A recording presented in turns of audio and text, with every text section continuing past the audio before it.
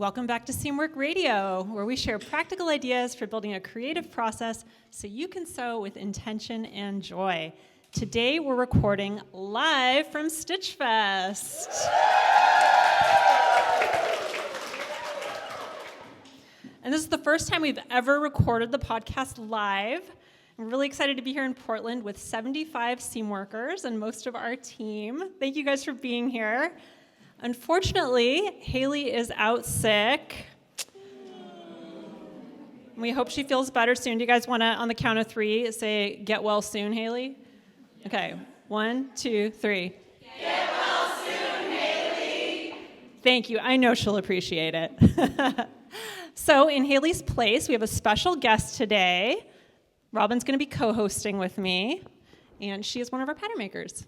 Hi, guys. I am so excited and a little nervous. So Robin's our pattern development manager here at Seamwork, and she's going to help me out today with the live episode. So Robin has over 30 years experience in pattern making and has worked with brands like Patagonia, UGG, and Hannah Anderson. So we are very excited to have you here, Robin. Thank you. All right, so today we're going to be covering the 7 most common sewing questions we hear and our answers, and it'll be great to have a pattern maker's perspective on those. We always start with an icebreaker, so today's icebreaker comes from Melanie R., and Melanie asks, we got a two-parter here. So Melanie asks, what me-made garment do you currently own that makes you feel the most fabulous? And then the bonus question is, what's the weirdest fabric you've ever used to sew a garment? Okay. I had to look through my closet to figure that out. I did too, yeah. I feel pretty fabulous in this skirt. You look it's the Pauline fabulous. bonus. I think the me-made garment that makes me feel the most fabulous right now is this Axis dress by Paper Cut Patterns, and I made it in an emerald green raw silk from PDX Sewing Studio. Ooh. Thanks, Carlene. It's the perfect color. It really is, and I just feel really, really like special in it. Oh. And then the weirdest fabric, you know what? I don't think there is a really weird one. I did do, I guess unless you count the halo I made for my Wonder Woman doll out of paper when I was 7. I stapled my finger. But other than that, no weird materials, but I did do my prom dress in like a red sequin fabric.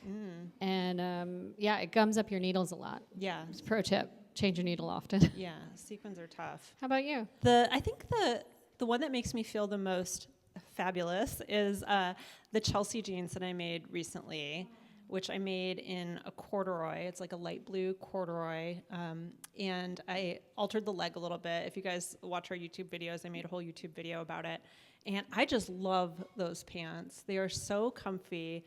They make my butt look great, thanks to you, Robin. You're welcome. She told me before I made them, she's like, they will make your butt look great. They will. They will. By the way, I went to like 8 protos on that.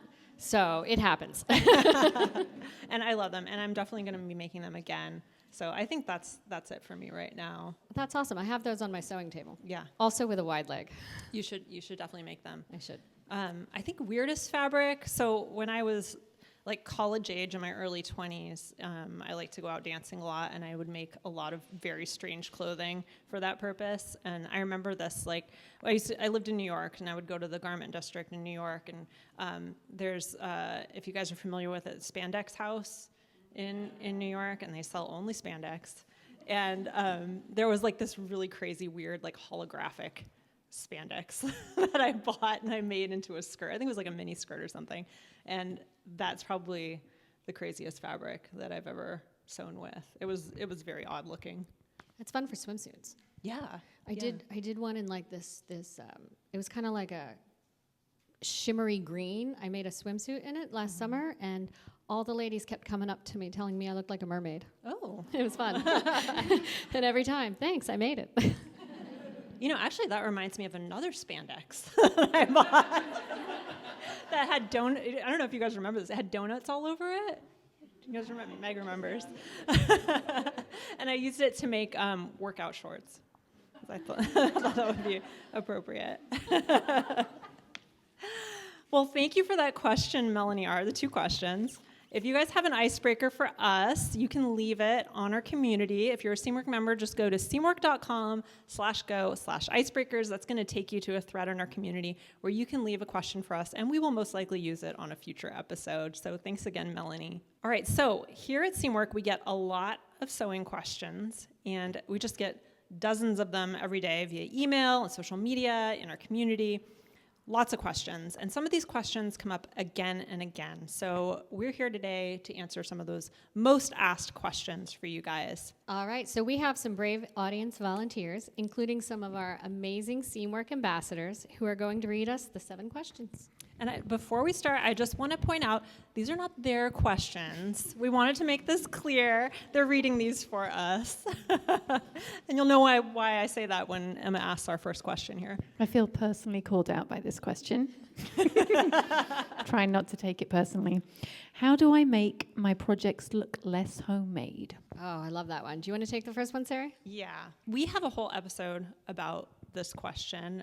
It's episode 99 of the Seamwork podcast. So if you want to dive into this a little bit more, we talk about it there. But I'm going to start by channeling Haley, who's not here. Thank you, Robin. I channel her every day. Channeling Haley, she would say, number 1 is to pay attention to pressing. If you've listened to the podcast, you know Haley's fanatical about pressing, and I think for good reason. I think it really does make a huge difference in the final look of your garment. So a few things I'd recommend there. One is really taking the time with your pressing. The second is to invest in some pressing tools. So if you don't have things like a tailor's ham, a seam roll, a clapper, those are all really, really helpful and not very expensive tools that you can get that are really going to improve the look of your garment. So that's one thing that I would definitely recommend that's cheap and easy. And it's actually, I enjoy pressing. I know Haley really enjoys pressing. I think those would be really wise investments of your time and money if you want to make your garments look less homemade.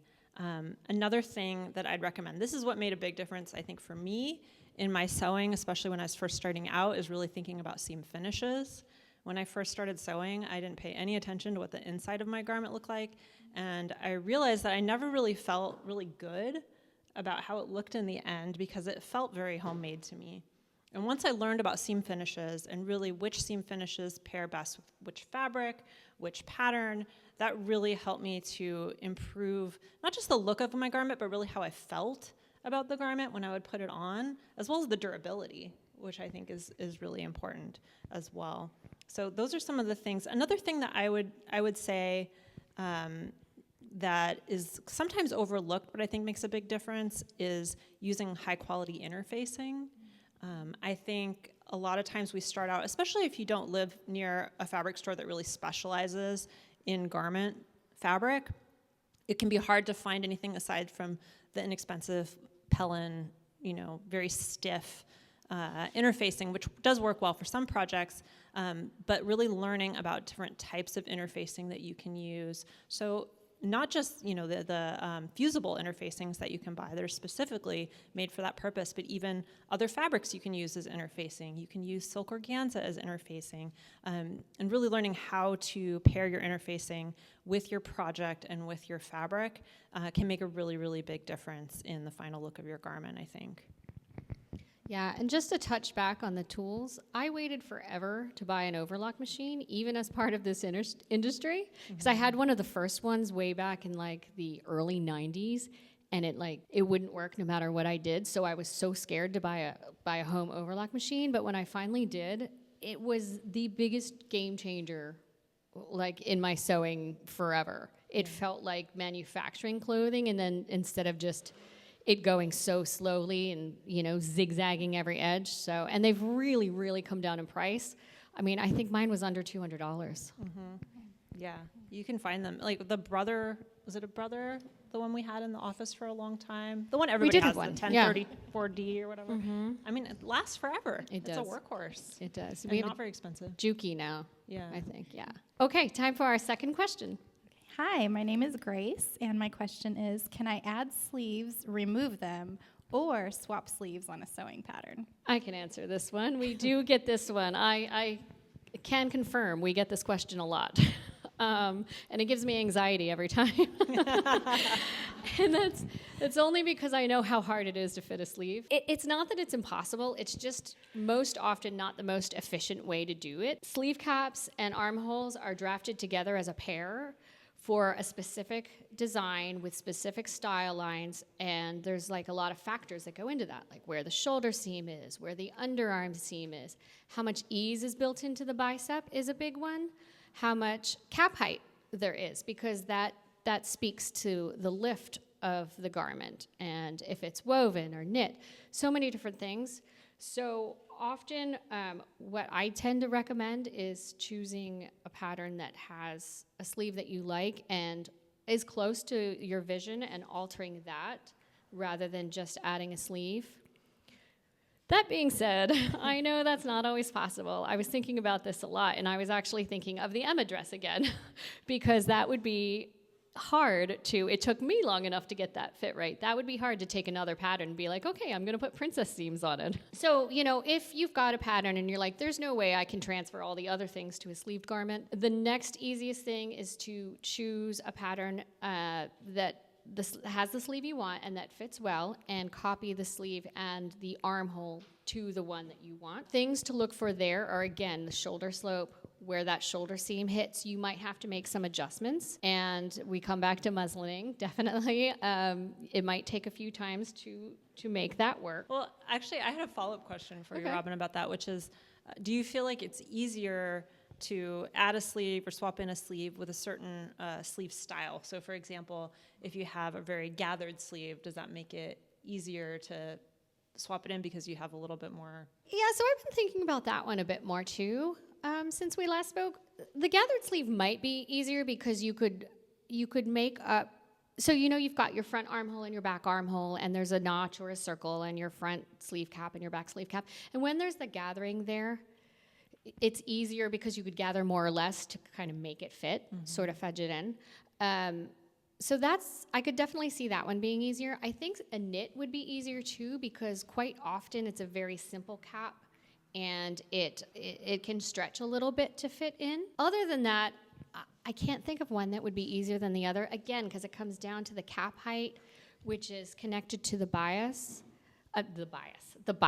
sorry. So, you know, you might have one, your pattern that you're working with might be like a woven pattern with a longer armhole than the sleeve that you want to swap in. And so you have to check that cap height, you know? And if you do find yourself in that situation, I'm going to come right back to what I said in the pattern maker panel: measure, measure, measure. Measure your front armhole, measure your back armhole, front cap, back cap. Note down what they are, how much ease is built in, because that can be really important, especially in woven garments. And when you're trying to fit the sleeve you want in there, you want to get those measurements exactly right. I think is a really good tip that if you do want to do this, although maybe it's not recommended by the pattern maker, if you do want to do this, to make sure that you're also tracing the armhole and you've got those as a pair rather than thinking about these as components that fit together willy-nilly. I think that's something that's really helpful. Yeah. Think about it that way. Yes. And then the last thing when you're doing that, the armhole changes based on where that shoulder seam is too. You know, the farther out the shoulder seam, the more shallow that armhole is going to be. Yeah. So there's really like a lot of factors to consider it. And if it helps, when we're drafting new patterns, if I have something with a sleeve, I always start with something with a sleeve. I never go to something without a sleeve, even if the design lines are similar. Yeah. But I think it also goes back to what Sharon was saying earlier. You know the rules so that you can break the rules. And, you know, that's what sewing's all about, that you can try things. Becky would totally break that rule. Yeah. See if it works. I mean, that would be my philosophy. I would say, if you want to try it. You know, just be aware that there might be issues you hadn't considered on the pattern making side of things. Yeah, and it's totally normal to try and fail. I'm a huge advocate of failing. So she is. I really am. I really am. The more you do it, the more comfortable you are with it. Yeah. So I don't think there's a sock I've ever made that doesn't have a mistake or two or three. Yeah. I don't think there's anything I've ever made that doesn't have a mistake or two or three. Oh, yeah. All right, so now we're at our third question. Hi, I'm Kathy, and I really resonate with this question, so I'm looking forward to the answer. How do I stop making mistakes while I'm sewing?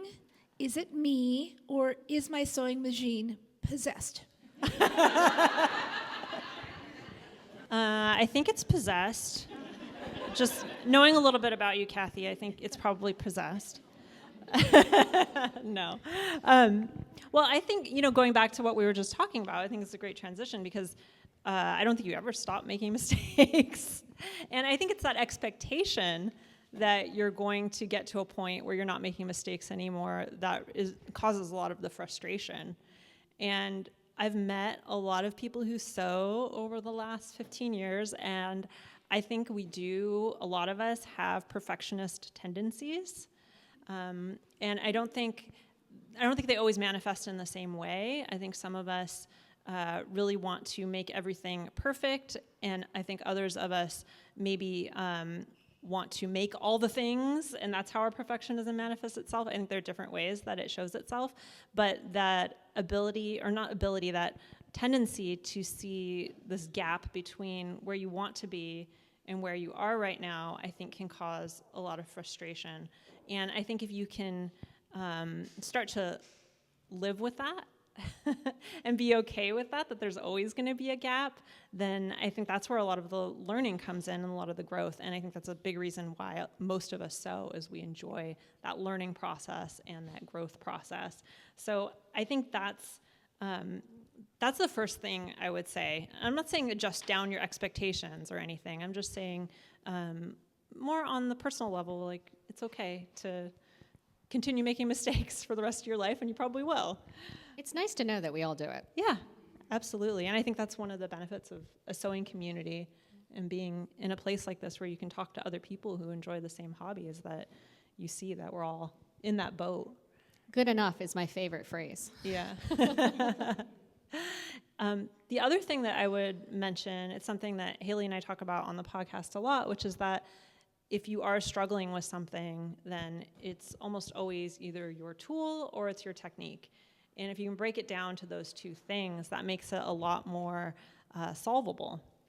Because okay, it's one of those two things. Is it either I'm using the wrong tool for the job, I need a better tool for the job, and that could include fabric, that could include your materials, or is it that I just don't know how to do the technique correctly yet, or I'm using the wrong technique. And once you have it broken down to those two things, I think it makes it feel a lot more easy to digest and easy to understand the next steps that you need to take in order to fix your mistake or to prevent it next time. And, that's part of the learning process. All right, now our fourth question. I'm Jenny, and my question is, I want to make a woven sewing pattern in a knit fabric. Can I do that? All right, that is a great question. It's a good question for you, Robin. All right, the short answer is it depends. I'm not going to yell at you like I am about the armholes. So let's break it down. You've got your woven and your knit patterns. So a woven pattern can very often be easily made with a knit fabric. The main consideration with that is the stability of your knit. So if you're working with something really drapey like a rayon jersey, you might need to take more ease out of the pattern to make that hang right. If it's more stable, like say a ponte, you'll need to take less ease out of that. I think a really good example of this would be the Darcy skirt from August. It's a wrap skirt. If you made that it's a woven skirt, and if you made it in a rayon jersey, you definitely would have to take a lot more ease out of that pattern. And it will hang differently than a more stable knit. So knit, if you're starting with a knit pattern, it's a little bit riskier to switch to a woven fabric. The main thing to consider in this scenario is how much ease is built into the pattern. If many knit patterns have negative ease, so if it's something like that, I won't say size up, but you will have to add more to. You can size up widthwise.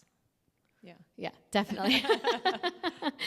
Now there are other knit patterns like our October jacket, Andy, which has a lot of ease built into it. It also has an elastic waistband, so you could very easily sub a woven fabric into that, and I think somebody just asked about that last week on the community. You could very easily sub a knit into that. I would go with a woven fabric into that.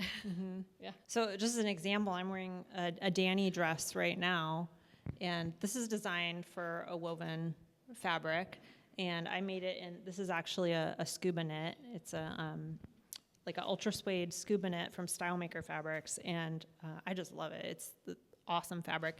But I think with these types of fabrics, scuba knits, pontes, like you mentioned, it's really, really easy to swap those into a woven pattern. And it's when you get into those drapier, stretchier fabrics where you start to run into problems. This is even lined in a woven non-stretch fabric, and because it has so much ease and because the fabric is so stable, it doesn't affect it at all. So it really depends on the fabric. Yeah, knit stability is such a big thing, and I think somebody mentioned it in the pattern maker panel.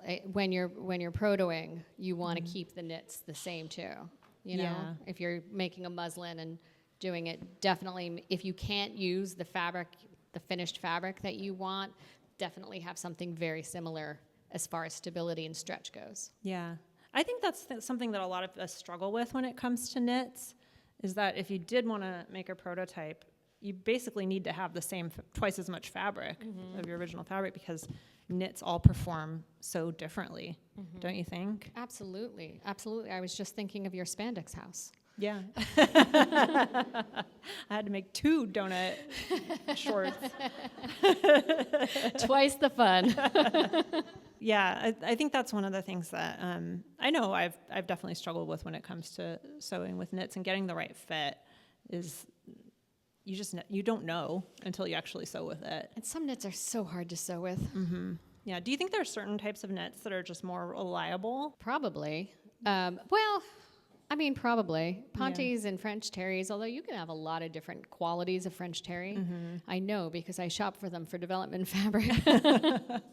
But, you know, pontes are very stable, Yeah. generally. French terries can vary. Anything with rayon, it's, you know, it's up in the air. Yeah. Even with pontes, they can definitely vary too. I have one at home right now that is. I bought it on Etsy, and when I got it, I was like, wow, this is barely a ponte. So you just never know. Especially with Etsy. Yeah. I think that's one of the things I was thinking about during the Pattern Maker panel earlier, is that so much of ready-to-wear is really based on the fabric choice. So that is a big part of the design. You know, you can kind of start with the fabric, and then you have to prototype it in that specific fabric over and over. Yeah, I'm not sure if this is a well-known fact outside of the industry, but they develop the fabrics first. Right. So they know exactly what they're using. And that's a big difference in home sewing, is that, I mean, the beauty of it is we get to choose what fabric we're going to use, but that presents a lot of challenges that we then have to compensate for in different ways. So Absolutely. makes it a little bit more of a challenge, more tricky to. A fun challenge. Yeah, a fun challenge. It's just part of that 3,000-piece puzzle. Yeah. Okay, so now we are on to our 5th question. Hello, this is Carrie, and my question is, how do I know if a pattern is too advanced for my skills? That's a great question, and that's definitely one we've been asked a lot. So there was an episode of the podcast a while back where we touched on this, and we talked about the difference between ambitious sewers and cautious sewers. And I think it really helps to know where you fall on that continuum. If you're a more ambitious sewer, what do you, Robin? Would you say you're more ambitious or you're more cautious when it comes to sewing? Oh, probably more ambitious. Yeah, even with all that math. Especially with all that math. I would say I'm more ambitious too. I feel like I always just want to dive into things and try it out myself. And I think the danger, if you fall on that side of the continuum, is that you can get really frustrated when it doesn't come out the way you wanted. And it often doesn't, because you're just plowing ahead. And I think that's a downside of being an ambitious sewer. On the other side of the spectrum, if you're more cautious, the downside is learning doesn't happen as fast because you're taking your time and you're trying things out in a more slow and methodical way, which is great, but you don't learn quite as fast. So I don't think one is better than the other. I think they're just different approaches, and you might feel differently at different times as well, or about different projects. I'm a more cautious knitter. Yeah. Are you? I haven't tried cable yet, and it's been years and years. I'm an ambitious knitter for sure. So I think that's one thing, is just kind of know where your personality lies, and that can really help you to determine how ambitious you want to get with your projects, and how much disappointment you can tolerate. I feel like I can tolerate quite a bit, but some people maybe don't feel that way. So I think that's one thing. Another kind of tip on a more practical level that I would say is to look at your pattern and think about what new skills you're going to be mastering with this pattern. Is it going to be a whole host of things that you've never done before, or is it really just one or two skills that you need to build in order to do this? And if it's really just one or two things, even if they're hard, then I think that's a great place to start with a more ambitious project. If it's really going to be like you have to learn how to do 5 things and you're going to want to have them done all perfectly in order to make the vision in your head come to life, then it might be a good idea to slow it down and maybe do kind of an intermediate project where you can practice some of those skills before you get to this big vision. So that's another thing. So just kind of look at what skills are required, see if it's more than 1 or 2 new skills, and start there. And then another thing that we talk about in our Learn to Sew class that we have is practicing, just doing little practice samples of things. I think this is a technique that's really underutilized, especially when you become a little bit more intermediate or a little bit more advanced and you don't feel like the need to slow yourself down by doing this. But if you're doing something new for the first time, just grabbing some scrap fabric and trying it out before you put it into your final garment is going to save you a lot of headache down the road. If you can practice it, not only are you going to have more confidence doing it, but it's probably going to come out better the second or the third time than it did the first time. So those are my tips. We've talked about releasing like a little practice kit for welt pockets, I mean, even when we do them in the office, we practice a few times before we do them on the samples. Yeah, there are things that are hard, even for advanced sewists, that you just have to make those mock-ups and practice it a few times. Yeah, and welt pockets, that's a great example. They just require so much precision. Like you have to get them exactly right. And if you've done welt pockets before, but you haven't done them in a few years, then it's kind of like starting all over again. Oh yeah, a double welt pocket is even worse. Yeah. I told Haley she's not allowed to put it on anything. I don't want to do it. But they look so good. They do, if you do them right. Haley always defies me anyway, so she probably will. Are you listening, Haley? She's here in spirit. She hears every word you say. My mic is possessed. Okay, so we are on to our 6th question. Hi, I'm Laurel. My question is, I want to reduce waste while sewing. Is projector sewing worth it? Oh, yes. Projector sewing is so awesome. It's really, honestly, I think it's the most exciting sewing invention since indie pattern companies, really. Maybe YouTube sew-alongs. The keys here are, like, do you have the space for it? And are you willing to do the research for it? Because it is a rabbit hole of research. And the best place to start is the Projectors for Sewing group in Facebook. And I see a lot of heads nodding. We get this question on the community a lot, and that's where everyone directs them first. These amazing moderators have done all the exhaustive research for us. And then the crowdsourcing of everyone in the community, they have files on which companies have projector sewing patterns, which projector to get, which mount to get, how to measure for it, what tables, all these amazing, amazing things. It really is a rabbit hole, but it's the most fun rabbit hole. Robin's very passionate about projectors. I am. I discovered it, I think it was a few years ago, right? Maybe a few months after they started the group, and I remember talking to you about it, feeling like the biggest nerd in the world, because I'm like, this is what they're doing. It's just so inventive. I cannot give those ladies enough credit. And you interviewed one for a podcast, right? Yeah, we interviewed Fuyo for a podcast. Oh, yes. Just really, really amazing. They even have, so as you know, not all indie companies have projector patterns, and I'm sure the Big Four doesn't, right? Do they? I don't think so.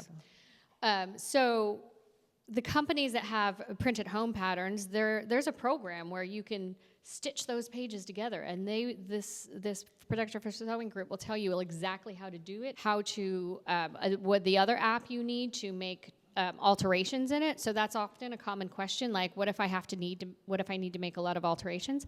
And they do it. People do it in the projector sewing, and it's amazing. We've been making these files for a couple of years now. I think we have back through like 2020 and some random ones before that. And this file was so much fun to make a template of.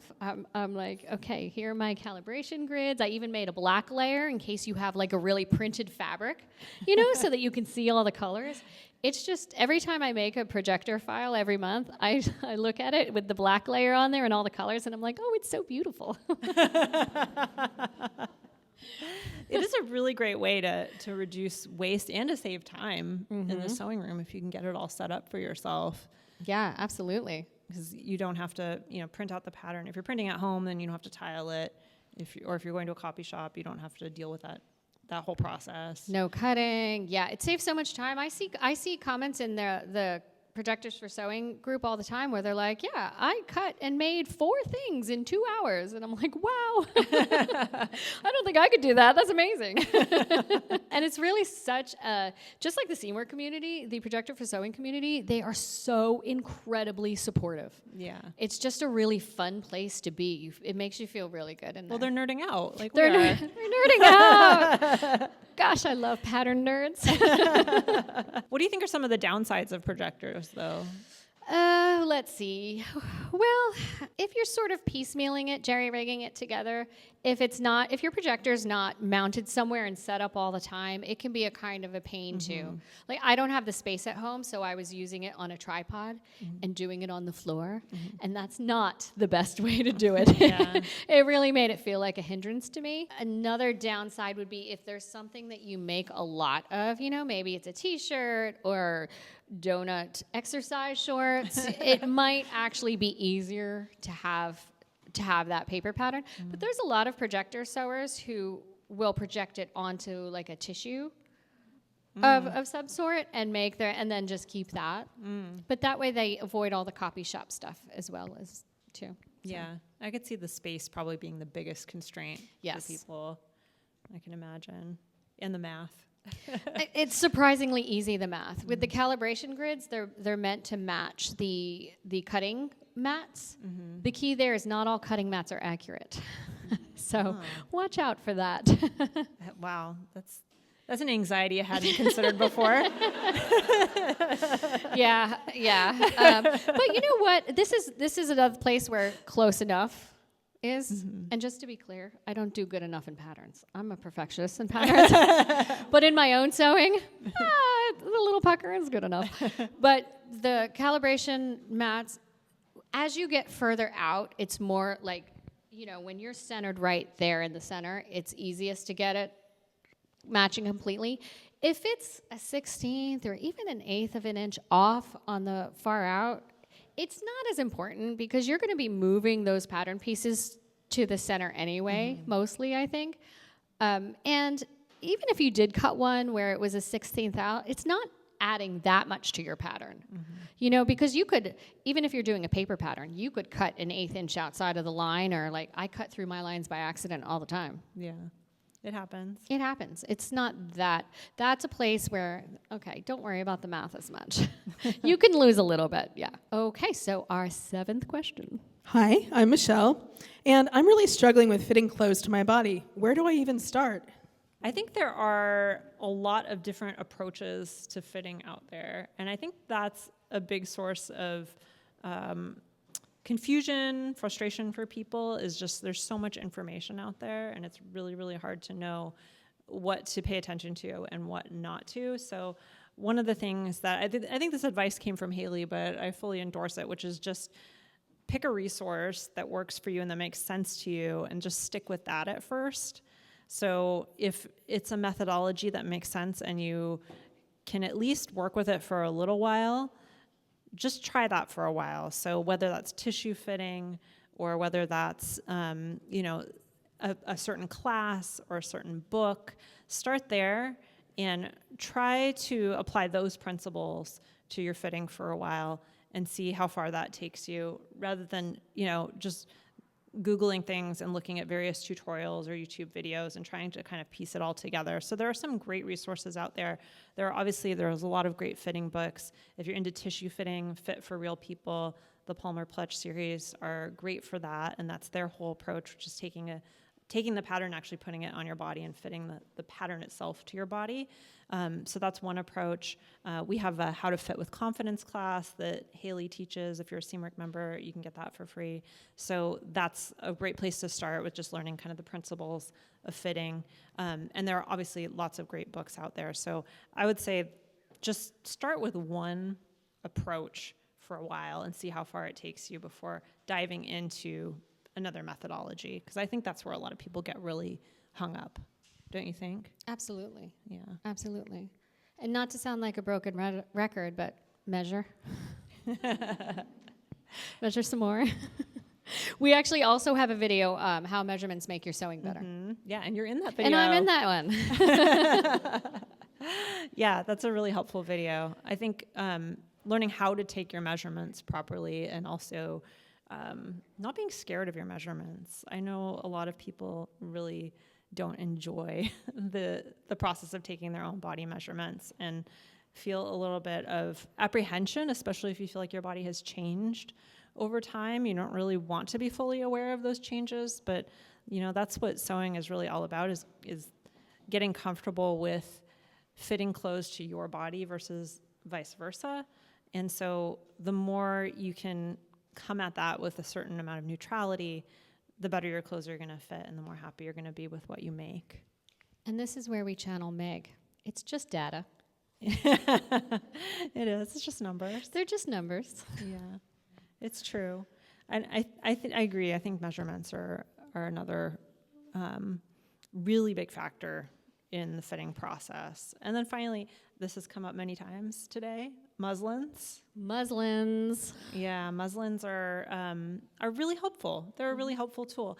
My personal approach to muslins, maybe you can tell us your approach to muslins in your own sewing practice.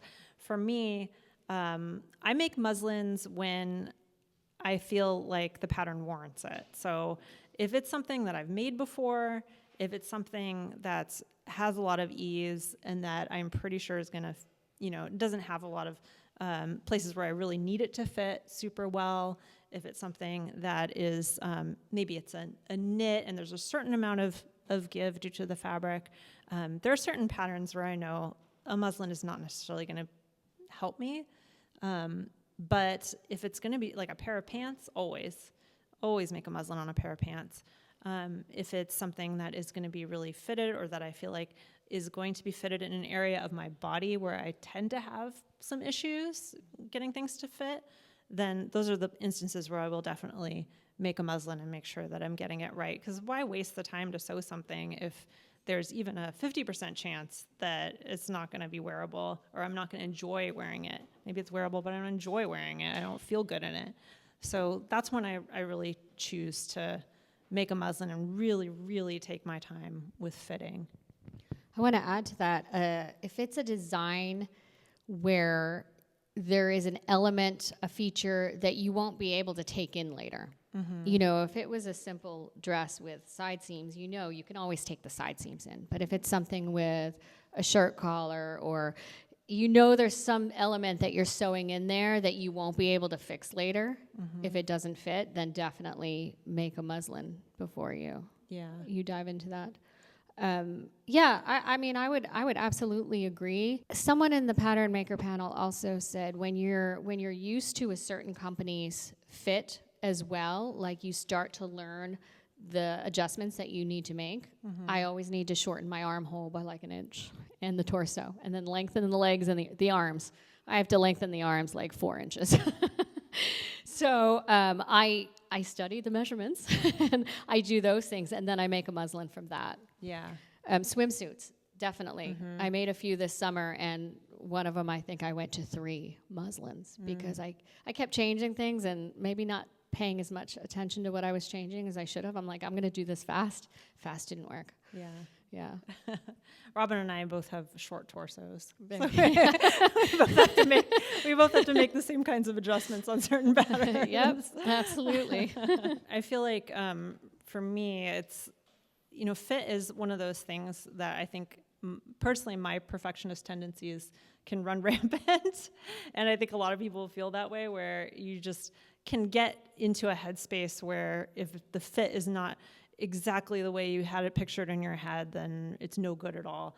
And I think just coming to terms with the fact that, not that you don't want to strive to be great at fitting your garments, because that's a big part of why we sew, but I think understanding what a good fit is for you and what makes you feel comfortable and what makes you feel happy about what you're wearing versus, what somebody might say about a certain wrinkle on the internet or something like that. I think it's really important to put it in perspective for yourself and think about what works for you and for your body and for your own personal preferences when it comes to fit over anything else. I never judge wrinkles on the internet. I just assume because unless somebody asks you to. Oh, right, yes. Unless somebody asks me to.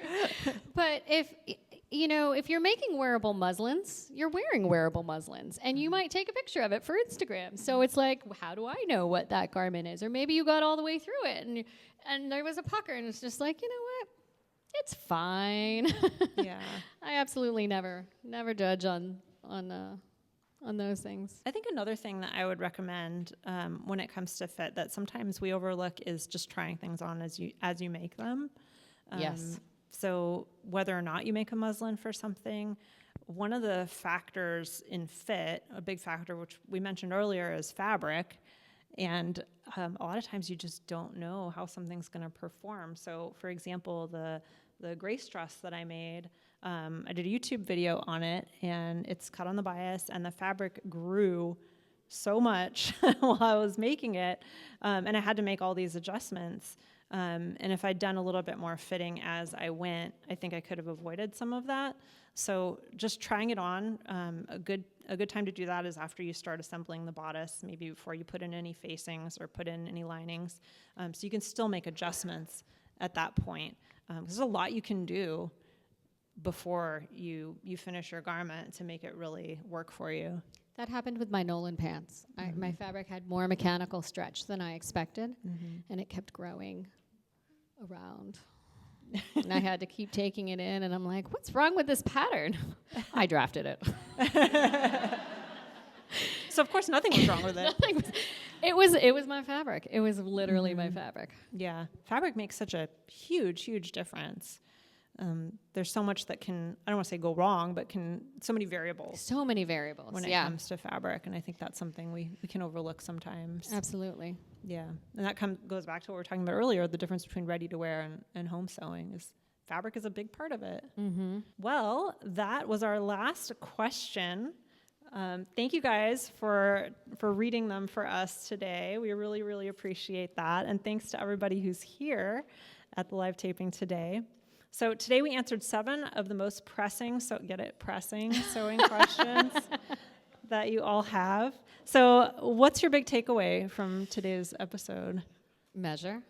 That's not your takeaway. That's your bring it. That's what you brought. And I forget this constantly because the longer we do this, the easier it is to forget that you don't know what you don't know. Mm-hmm. And sometimes I take it for granted. that everybody thinks like a pattern maker and isn't swapping sleeves on things. But these are good ideas. You know, it makes sense that you'd want to put a gathered sleeve in something that's not gathered. So, you know, what I think is the big takeaway for me is experimentation is the best. Failing is fine. Not judging is great. More experimentation. And it's all okay because it's fun. Sewing is fun. Yeah, it is fun. I agree with that. I think for me, my big takeaway from what we talked about today, I think that I mentioned that I think a lot of sewists that I've met have kind of perfectionist tendencies, and I don't think that's necessarily a bad thing. I think we tend to be very ambitious people, and we love to learn, and we love to try new things, and we love to see what we can do with our skills. And I think those are really admirable qualities. And that is kind of the other side of perfectionism, isn't it? It's sort of, that's the cost of being ambitious, is that sometimes you're not always happy with what you've made. And so I think if we can kind of make a little bit more peace with that, and that sometimes we're going to get frustrated, but that's because we're trying things. And if we weren't trying things, then I don't think, personality-wise, for the people that I know in the sewing world, I don't think we'd be very happy. You know, I was having a conversation with a friend the other day, and I was asking him, so there's another person who owns a business, and I asked him, do you think that you would be a happier person if you were less ambitious? And we thought about it, and I think it doesn't matter what the answer is. He said something like, well, yeah, but maybe I'd be a happier person if I had like a really low IQ or something too. But I don't know that that's really like the answer. And I think it doesn't really matter, because I am who I am, and you guys are who you are. And we do what is going to be fulfilling to us. And I think that perfectionism might be part of that, part of your makeup, if you're like me.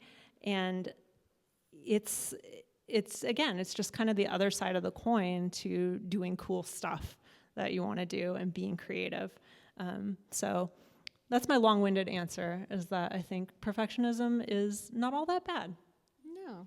It's all a growing experience and learning. I think most people get bored when they're not growing and learning. I think that's true. Yeah. And I think that's something that, I think it's something that sewists have realized, is that life is more exciting when you're learning, even if that means a certain amount of failure. Yeah. And I think a lot of people with creative hobbies probably feel that way. Yeah. Yeah. So that's my big takeaway, and it was really, really fun to do this live event with you all, our first ever live recording. Really, really a great time, and I'm so happy to see all of you here.